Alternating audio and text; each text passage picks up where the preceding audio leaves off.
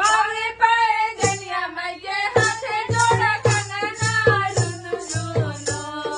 पावे पाए जनिया मैं के हाथे जोड़ा कंगना रुनु झुनो मैया आईली मोरे अंगना रुनु झुनो मैया आईली मोरे अंगना रुनु झुनो सुन रे मालिनिया देवा दे दे तारू भलावा रुनु झुनो सुन रे मालिनिया देवा दे दे तारू भलावा रुनु झुनो दे दे मैया खातिर मालावा रुनु झुनो दे दे मैया खातिर मालावा रुनु झुनो मैया जोगे गहना ले आई है रे सोनरावा रुनु झुनो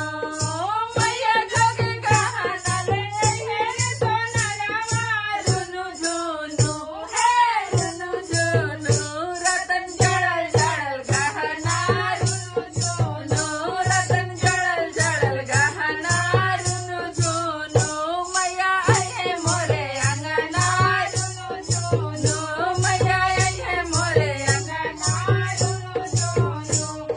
धर रे बजवा हमरा दुआरा गखरिया रुनु झुनो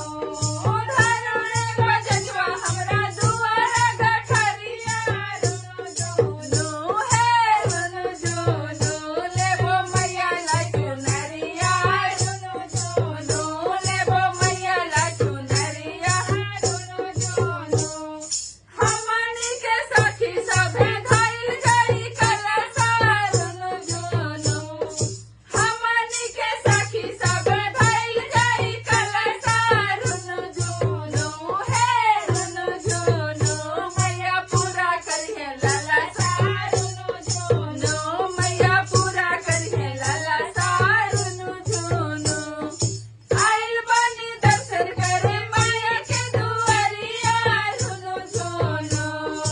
आइल बानी दर्शन करे माया के दुआरिया रुनु झुनो मैया पूरा करिहे ललसा रुनु झुनो मैया पूरा करिहे ललसा रुनु झुनो मैया पूरा करिहे ललसा रुनु झुनो। धन्यवाद। गाना कैसन लागल हमनी के कमेंट में बताई जा। वीडियो बनाया बनी जा। चैनल पर बढ़िया पहली बार देखा तो हमनी के तो सब्सक्राइब के बटन जरूर दबाई जा और वीडियो को लाइक करी जा, शेयर भी करी जा।